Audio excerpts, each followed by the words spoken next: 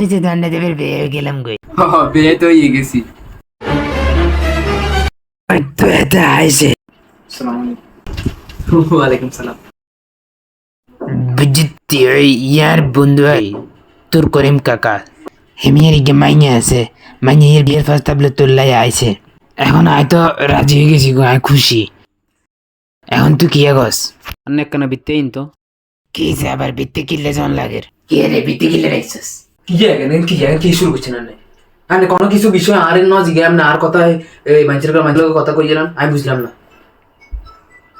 আগে এই বিষয় এটা কি বিয়ের সাথে বিষয়, আমি বিয়ে কারে করুম না করুম আরে জিজ্ঞাবেন তো।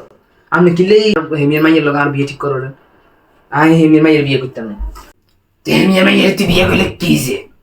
কিনলে মানে আর গার্লফ্রেন্ড আছে, আর গার্লফ্রেন্ডের উপর। ঠিক আছে তুই করছে হেমিয়া আনে খুঁজিল তোর বলে একখান কার্ড দিব, তারপর একখান আইফোন দিব, তারপরে নাকি তোর বলে মনে হয় কিয়া কয় হয়েছে না কিয়া এই হিনে মনে হয় বিছে টিছে একখান করে দিব, যেন তুই লাইন টেনে জুস যা। ঠিক আছে আমি মানা করে দিব।